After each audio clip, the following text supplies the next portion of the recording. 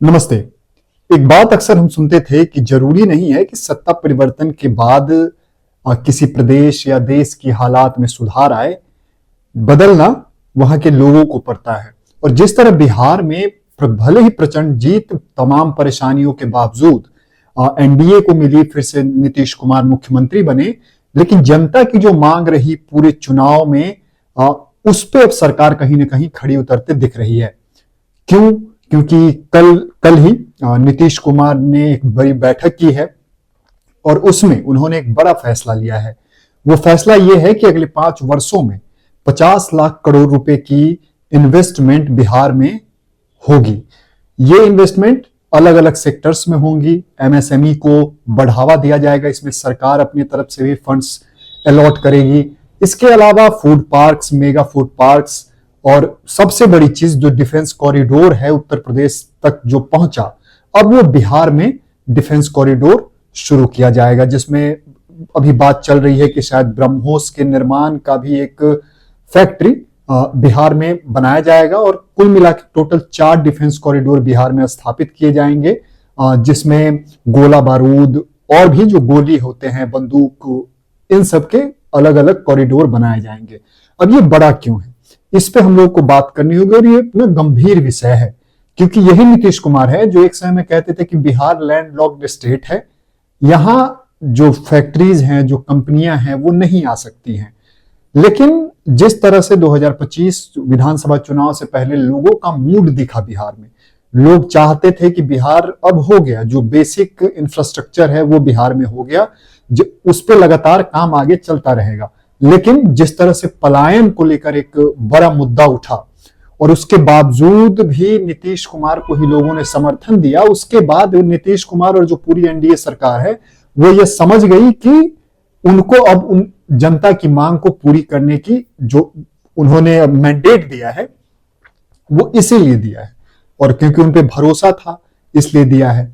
उद्योग मंत्री दिलीप जायसवाल लगातार इस क्षेत्र में काम कर रहे हैं और अगले 1 साल 1.5 साल में वो चीजें ना जमीन पे भी उतरती आपको दिखेगी कि किस तरह सरकारें अलग अलग जिला में। और नीतीश कुमार पे आरोप यह भी लगता था कि वो सिर्फ जो भी डेवलपमेंट बड़ा काम है वो सिर्फ अपनी नालंदा के क्षेत्र में तक ही सीमित रखते हैं, लेकिन अब वो वहां से निकलकर गया जी हो गया, या फिर मिथिलांचल का क्षेत्र हो गया, मुजफ्फरपुर एक हब माना जाता था इंडस्ट्रियल, बिहार की आर्थिक राजधानी उसको एक समय कही जाती थी, उसको फिर से उसी रूप में स्थापित करने की कोशिश की जा रही है। कुछ दिन 2-4 दिन पहले ही गन्ना मंत्री जो है संजय पासवान, उन्होंने 25-26 चीनी मिलें जो पहले से बंद है उन्हें फिर से शुरू करने और कुछ नए चीनी मिलों को खोलने का प्रस्ताव नीतीश कुमार के पास भेजा था, जिसपे उन्होंने मुहर लगा दी और उसके बाद अब उस पे काम शुरू हो गया। एक कमेटी गठित हुई है जो अगले कुछ महीनों में एक तय समय में वो रिपोर्ट सरकार को, विभाग के मंत्री संजय पासवान को सौंपेंगे और फिर वो उस पे काम शुरू करेंगे।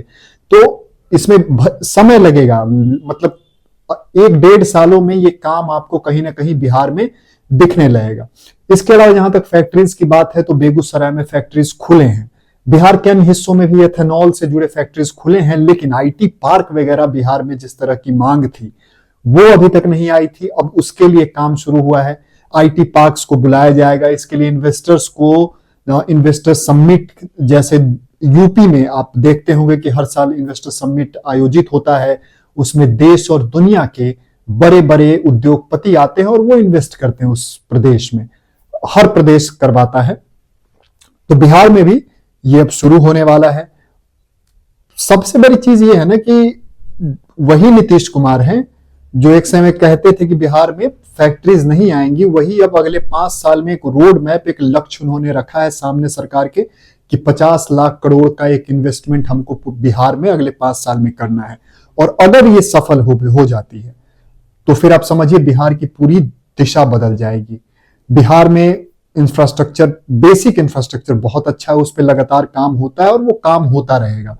उसके अलावा लॉ एंड ऑर्डर, जिस तरह से अब सम्राट चौधरी ने गृह मंत्रालय का पदभार संभाला है और वो जिस तरह से काम कर रहे हैं, उन्होंने लड़कियों की सुरक्षा के लिए जिस तरह से रोमियो स्क्वाड जो यूपी के तर्ज पे ही बनाया है, वो एक बहुत सराहनीय कार्य है। उसके बाद सिटीजन पोर्टल उन्होंने खोला है, वो आम लोगों को थाने के चक्कर लगवाने में बहुत आराम दिलवाएगा वो पोर्टल, जिसपे सरकार की सीधी निगरानी होगी और छोटे मोटे केसों के लिए लोगों को थाने में नहीं जाना पड़ेगा, उनको जो भ्रष्टाचार का सामना करना पड़ता है थानों में वो नहीं करना पड़ेगा।